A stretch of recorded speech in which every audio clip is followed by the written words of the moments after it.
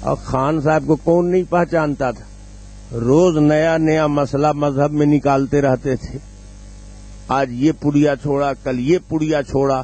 تو یہ پڑیا جو چھوڑتی رہتی تھی، اس کی وجہ سے خان صاحب کا بدعتی ہونا سب کو معلوم تھا. تو کان کون دھرتا ان کے فتوے پر؟ تو خان صاحب نے دیکھا کہ اچھا تم لوگ بھی میرے طرف نہیں ادھر ہی چلے گئے تو تم بھی کافر. اہل حدیث کے جتنے سینئر علماء تھے اس زمانے میں، کسی نے احمد رضا خان صاحب کو سپورٹ نہیں کیا، اور سب نے مولانا اسماعیل شہید کو شہید مسلمان مانا. سب نے مولانا قاسم نانوتوی کو مسلمان مانا.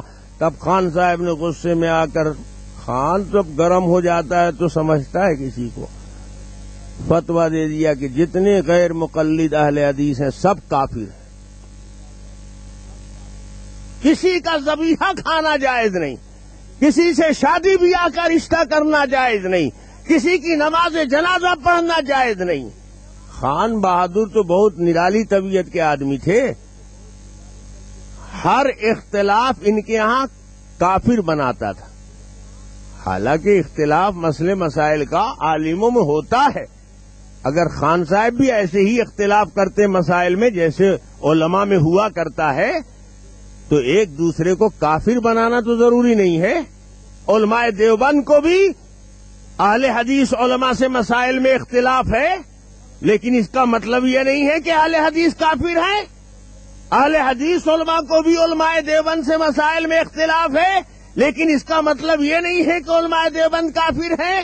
امام شافعی کو امام ابو حنیفہ کے مسلک سے اختلاف ہے، حنفی کو مالکی سے اختلاف ہے، تو اس کا مطلب کیا ہے کہ حنفی مسلمان باقی سب کافر؟ یہ تو عجوبہ ہے دنیا کا. خان صاحب بیچارے آئے حرارت میں تو وہ شرارت کی ہے کہ مت پوچھیے. سب کو کافر بنا کر دم لیا، کوئی مسلمان بچا ہی نہیں. اب اکیلے براجمان رہیں گے جنت میں. جنت ہوگی اور خان صاحب ہوں گے اور وہاں کوئی. اب سوچئے کہ ایک ہی امتی جائے گا، اور حضور فرماتے ہیں کہ جنتیوں میں میرے امتیوں کی صف لگائی جائے تو ساری امتوں کی ہوگی 40 اور میری تنہا ہوگی 80. تو 80 کیا ہوگی؟ فقط ایک. اب وہی غیر مقلد سب کافر ہو جائے گا،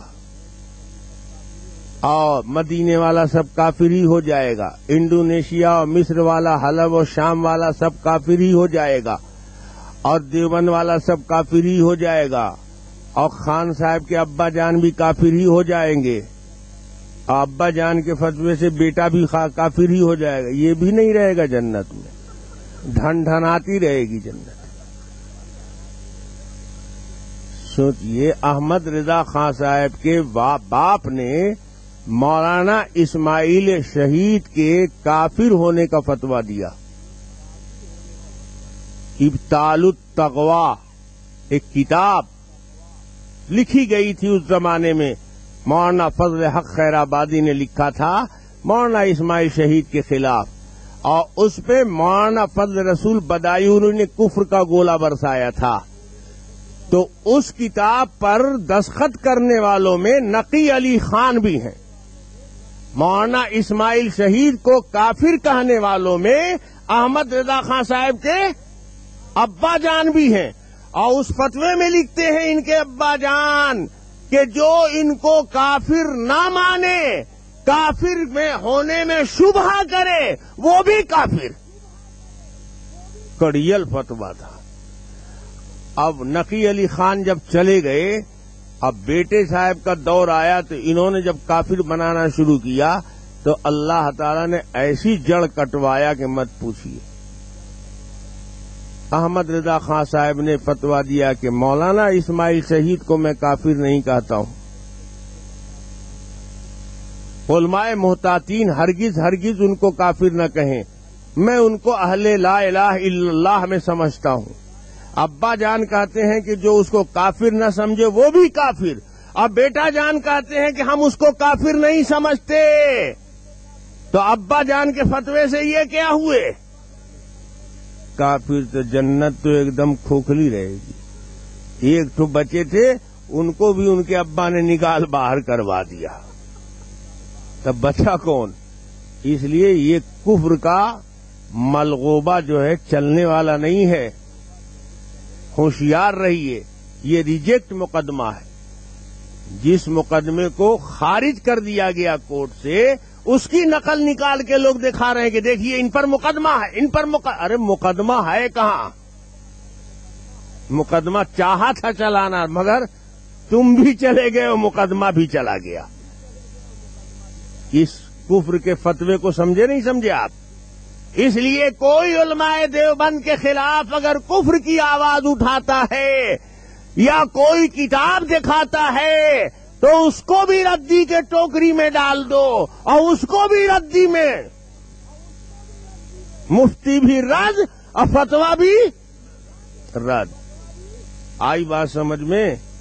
ارے اتنی بات سمجھ میں آئی نا؟ آ گئی۔ اب خان صاحب کو سنو۔ خان صاحب تو دین میں نئی نئی بات، نئی نئی پریا چھوڑنے میں ایکٹر تھے، ایکٹر۔ اس لیے سارے انڈیا کا پڑھا لکھا طبقہ اور پورے ملک کے دانشور اور اہل علم خان صاحب کو پہچانتے تھے کہ ان میں کتنی صلاحیت اور لیاقت ہے اور ان کا فتویٰ کتنا زوردار ہے۔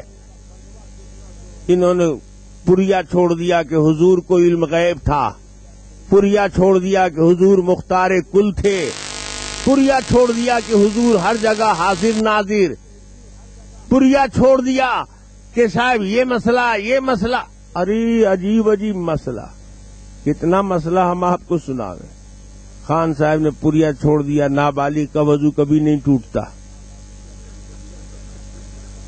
یعنی سارے نابالغ خان ہو گئے، ٹوٹے گا ہی نہیں وضو، چاہے پیشاب کریں چاہے پاخانہ کریں۔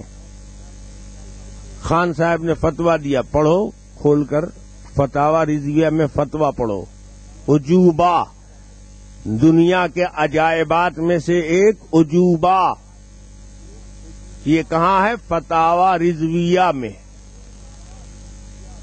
دلہن کو بیاہ کر لائیں تو مستحب یہ ہے کہ اس کے پاؤں کو دھو کر مکان کے چاروں گوشوں میں چھڑکے۔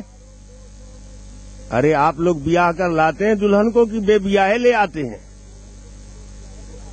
بہو جب لائیں گے آپ اپنے گھر میں تو خان صاحب بتاتے ہیں کہ ہماری شریعت میں مسئلہ یہ ہے، مستحب درجے کا مسئلہ ہے، جتنا قیام کرنے میں ثواب، جتنا فاتحہ کرنے میں ثواب، اتنا ہی ثواب ہے اس کام میں کہ بہو کو جو لایا ہے گھر میں بیاہ کر کے تو خسر محترم اس کا پاؤں دھوئیں۔